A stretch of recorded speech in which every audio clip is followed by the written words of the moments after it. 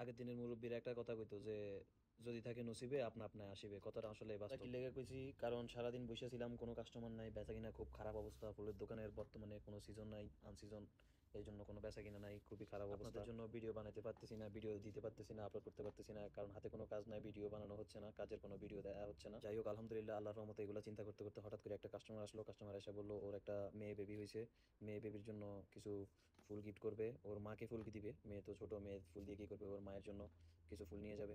তো আমি বলছি সমস্যা নাই, আমি বানিয়ে দিতেছি, তোর কিরকমের মধ্যে লাগবে। বলছে যে একটু ও বলছে আরবিতে বলবো আর কি, যে আনা আবগা ওয়াকেফ বুকে, আবগা ওয়াকেফ, মানে দাঁড়া করা বুকে লাগবে, মানে এটা একটা টপের মতো, ফুলের টপের মতো লাগবে। আমি বলছি আচ্ছা সমস্যা নেই, বানা দিতেছি।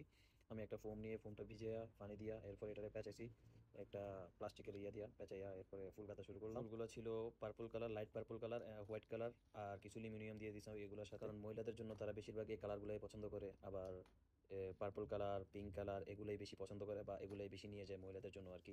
ফুলের দোকানে আছে যারা, তারাই ভালো জানে। এই সেজন্য পিঙ্ক কালার আর হোয়াইট কালার আর পার্পল কালার মিক্স করে এগুলো বানাইলাম। আর লিমোনিয়াম নিলাম পার্পল কালার, এটা লিমোনিয়ামটা ছিল ডার্ক পার্পল কালার। যাই হোক, কথা বলতে বলতে পরে কাজটা ফুলগুলা গাঁথা শুরু করলাম, ফুল গাঁথা প্রায় শেষ করে ফেলছি, এখন লিমোনিয়াম দিয়ে গ্যাপগুলো ফিল আপ করতেছি। লিমোনিয়ামগুলো দিলে একটু ডিজাইনগুলো সুন্দর হয়, ভালো লাগে।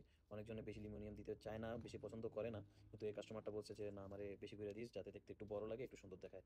তো আমি বলছি আচ্ছা সমস্যা নাই। তো পরে লিমোনিয়ামগুলো দিয়া রেপিং নিছি, রেপিং কালার বলছে, রেপিং এর কালার বলছে পিঙ্ক কালার করে দেওয়ার জন্য। পিঙ্ক কালারটা নিয়ে রেপিং করা শুরু করলাম। এক ভাই আমাকে কমেন্ট করছিলেন যে ভাই আমার ভিডিওগুলো দেখে আপনি কাজগুলো শিখতে পারেন, বা দেখছেন অনেক মানে কাজগুলো শেখা হয় বা আইডিয়া আসে।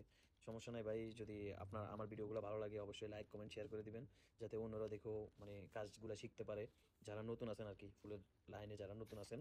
আমি ভাই আসলে দুইটা কারণে উদ্দেশ্যেই করা, এক হচ্ছে শখ থেকে, দ্বিতীয় হচ্ছে যাতে আমার এগুলা দেখে যাতে কেউ শিখতে পারে, এই জন্য এই ভিডিওগুলো করা আপনাদের জন্য। শুধু আমার ভিডিও দেখতে হবে যে তা না, অনেক ভাই ভিডিও করে, ভিডিওগুলো দেয়, আপনারা ওইগুলো দেখবেন, শিখবেন।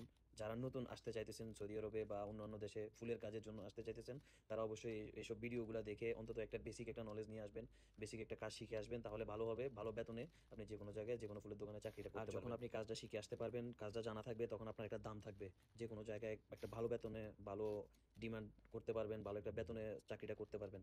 না হয় নতুন একটা কাজে আসবেন, একটা ফুলের দোকানে আসবেন নতুনভাবে, আপনার বেতনও দিব কম, আবার ব্যবহার তো এটা জানেনই, কি বলবো আর নতুন করে। কাজ না জানা লোকের ভাই অনেক সমস্যা, অনেক কষ্ট। আমরা যখন আসছিলাম সৌদি আরবে প্রথম, কাজ না শিখে আইসা অনেক কিছু ফেস করছি, সেজন্য আপনারা যাতে এই ভুল না করেন, কাজটা অন্তত শিখে আসেন, তাহলে ভালো হবে।